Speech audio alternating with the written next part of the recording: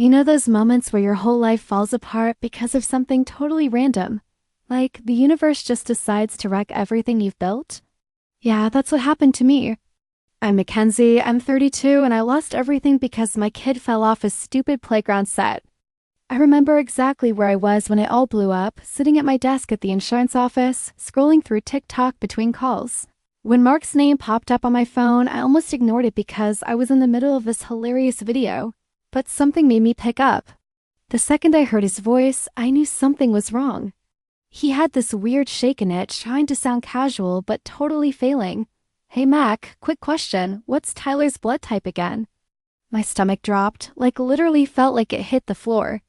See, I'd managed to avoid any medical questions like that for 12 whole years. 12 years, I had this whole system worked out.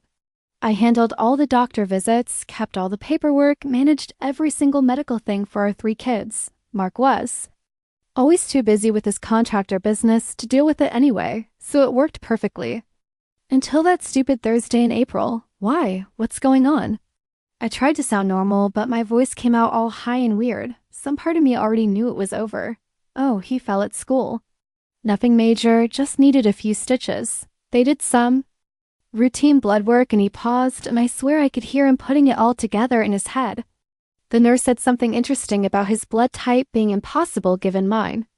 I sat there frozen, staring at my sad little cubicle wall covered in pictures of our family. 3 kids, Tyler, Mason, and little Emma, all of them with their dad's brown hair. None of them actually his Mark, I can explain. I started, but he cut me off. Can you? Can you really explain how our son has a blood type that's medically impossible if I'm his father? Because I've been sitting here for an hour trying to make it makes sense, and the only explanation I'm coming up with is one I really don't want to believe. I didn't say anything. What could I say? Sorry I've been lying to you for our entire marriage? Sorry none of our kids are actually yours? Sorry I was planning to take this secret to my grave? I'm taking him home now, Mark said, his voice completely empty. We'll talk when you get back. He hung up before I could respond. I just sat there staring at my phone, watching as my perfectly crafted life started crumbling. All because Tyler had to go and fall off the monkey bars while I was stuck in a mandatory team meeting. If I'd been free to take him to the ER myself like I always did, none of this would have happened. I would have known what questions to dodge, what paperwork to accidentally leave blank. I spent the rest of that afternoon sitting in my car in the office parking lot trying to figure out what to do. Should I run? Pack up the kids and disappear before Mark got those paternity tests I knew he'd demand? Should I lie? Try to gaslight him into thinking the hospital made a mistake? But I knew Mark, once he suspected something, he'd dig until he found the truth. And that truth was about to destroy everything. The worst part? I wasn't even sure which of my hookups had fathered Tyler. That phase of my life was such a blur. The gym trainer, the guy from the bar, my coworker from my old job. I never kept track because I never thought I'd need to know. I just assumed I'd never get caught. Looking back, I guess it all started when Mark got that huge contract to renovate those luxury condos downtown. He was working crazy hours, like gone before dawn, home after midnight kind of schedule. I was lonely, whatever. I started hitting the gym just to have something to do. That's where I met Connor, my trainer. He had these amazing arms and actually paid attention to me. Unlike Mark, who was always too tired to even talk. It started with innocent flirting during our sessions. Then late night texts, then private training sessions at his apartment. I'm not gonna lie, the sneaking around was kind of thrilling. Mark was so wrapped up in his work, he didn't even notice I was going to the gym 5 times a week. When I got pregnant with Tyler, the timing was close enough that I just let Mark believe he was the father. I mean, he was so excited about becoming a dad. Why ruin that? But then it became like this weird addiction. The more Mark worked, the more I found myself hooking up with different guys. There was this hot bartender at that place downtown, a guy. From my office, he'd always hint at wanting more than just work friendship. Random guys from dating apps when Mark was away on business trips. I got better at hiding it, you know? Learned all the tricks, burner phone, always meeting far from home, keeping my stories straight. Mason came along 2 years after Tyler. That time, I'm pretty sure it was either the bartender or maybe this guy I met at a hotel bar when Mark was at a construction conference. Emma followed 3 years later, definitely from a wild phase where I was hitting up clubs with my single. Friends while telling Mark one was at wine night with the neighborhood moms. Each time I just passed them off as Mark's. He was always so proud, showing off their baby pictures, bragging about being a dad. The crazy thing is, I got away with it for so long that I started feeling untouchable, like I had this whole system down. I knew exactly how to act at doctor's appointments, what questions to deflect, how to handle the paperwork. I even joined these mom groups online to learn about genetic traits so I could explain away any features that didn't match. Mark single quotes S.O. They got that from my side of the family became my favorite lie. I wasn't even careful about birth control most of the time. When I did get pregnant, I just calculated the dates and made sure to get extra romantic with Mark around the right time so he'd think the baby was his. He never questioned it. Why would he? He trusted me completely. Plus, he was always so busy with work that he basically just showed up for the ultrasounds I let him come to in the births. The worst part? I don't even feel that bad about the cheating itself. Mark was barely there, always choosing work over me. What was I supposed to do?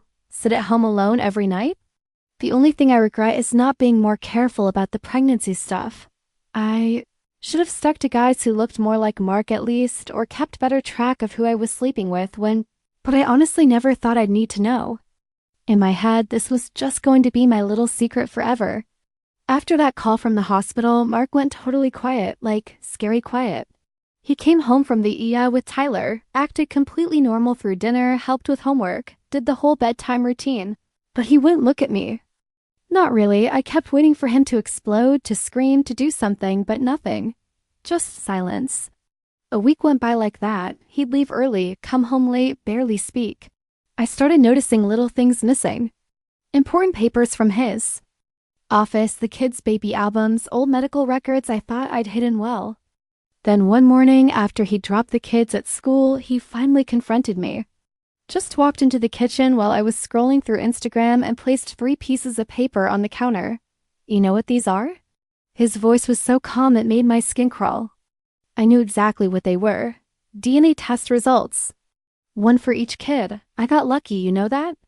One stupid playground accident and everything came out. 12 years of lies, just done.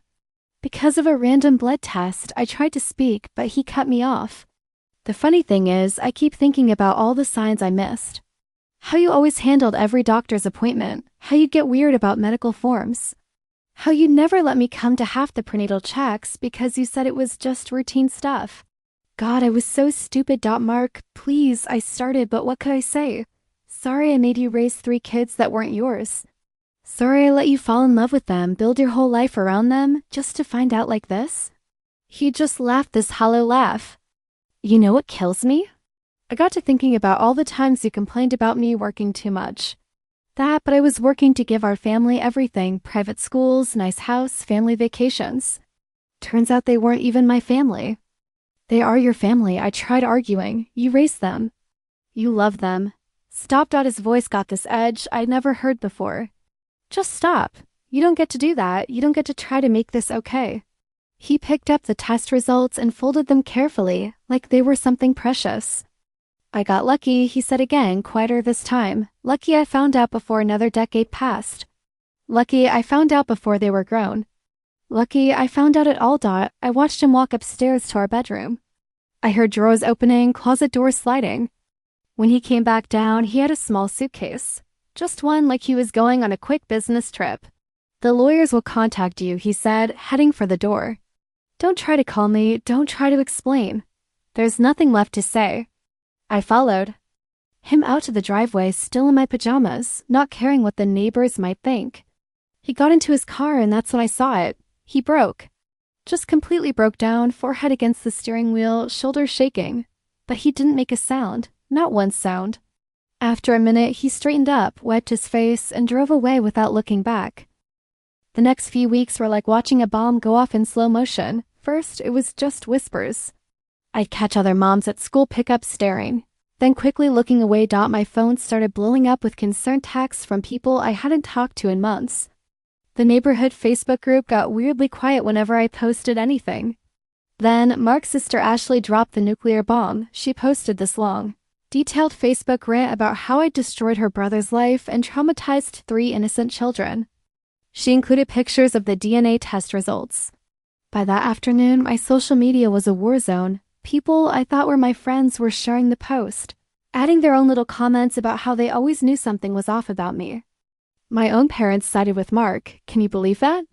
My mom actually told me I was sick in the head for what I'd done. She kept saying stuff like, "How could you do this to those babies, and we raised you better than this?" Like, hello? I'm your daughter. You're supposed to be on my side.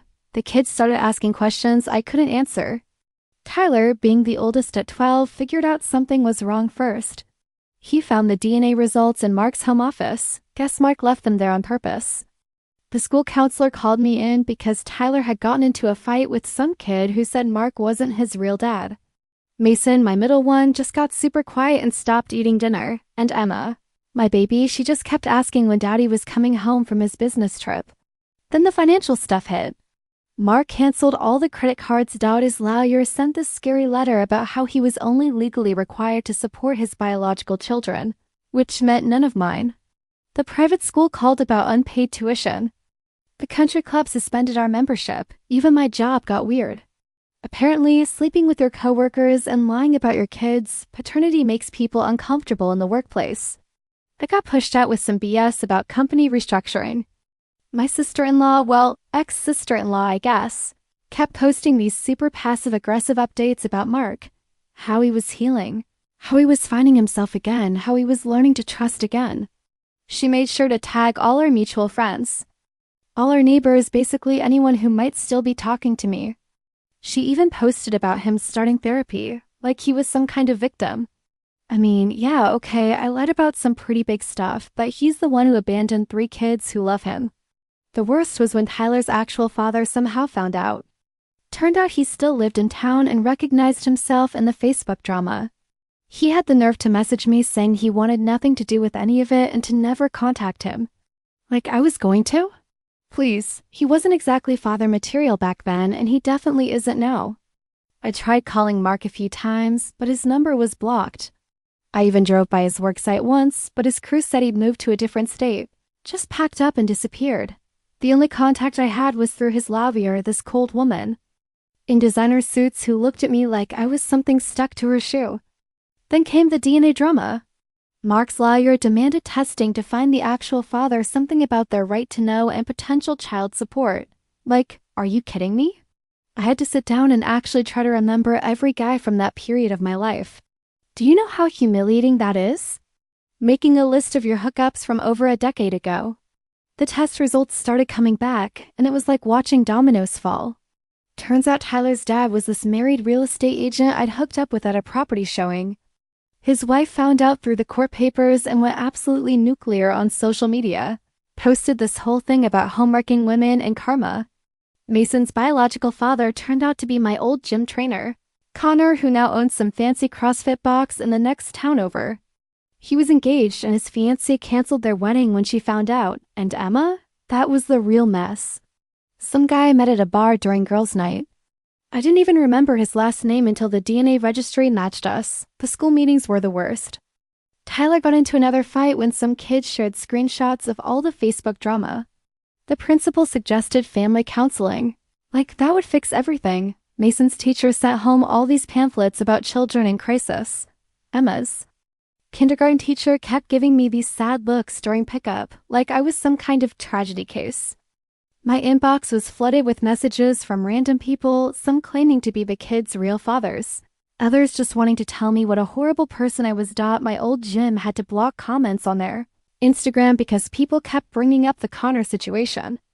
The real estate office where Tyler's bio dad worked had to release this whole statement about personal matters and privacy. The kids' actual fathers? Total jokes. Connor tried to argue that he wasn't in a position to be a father, and offered some insultingly small amount of child support.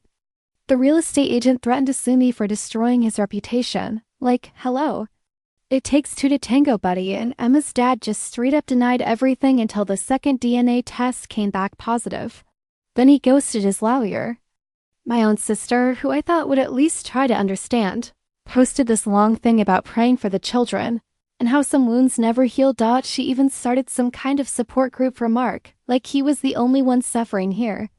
Meanwhile, I'm the one dealing with 3 kids who barely sleep, who jump every time the phone rings hoping it's their dad, who cry when they see happy families at the mall. The court meetings were a joke, all these men in suits talking about parental rights and financial obligations while I sat there getting judged. Mark's lawyer brought up every single detail of my past. Every affair, every lie, every fake doctor's appointment. She even had a timeline of all my indiscretions, mapped out on this giant presentation board. Like, was that really necessary? Making me look at a PowerPoint of my mistakes? That was a year ago. Now I'm living in this tiny 3-bedroom apartment on the wrong side of town. The kind of place I used to drive past and feel sorry for the people who live there. Karma's really something, isn't it? I had to sell most of my designer bags just to cover the security deposit. The kids share rooms now, which they hate. Tyler and Mason bunked together, and Emma got the smallest room because she's the only girl. They miss their old rooms, their old stuff, their old life. But mostly they just miss Mark. I work 2 jobs. Now, receptionist at a dentist's office during the day and online customer service at night. The child support from the bio dads is a joke when it even comes through. Connor sent exactly 2 payments before claiming financial hardship. The real estate agent declared bankruptcy to avoid paying, and Emma's dad? Complete ghost. Mark sends nothing. His lawyer says he has no legal obligation. Must be nice getting to just walk away. My Instagram memories keep showing me pictures from 1 year ago. Our family vacation to Disney, backyard barbecues, Christmas morning with all the fancy presents. Now my feed is just meal prep ideas and budget DIY projects. I had to turn off Facebook completely. Too many mutual friends still sharing updates about Mark's amazing new life. Apparently he moved to Colorado, bought some mountain cabin, and started his own construction company.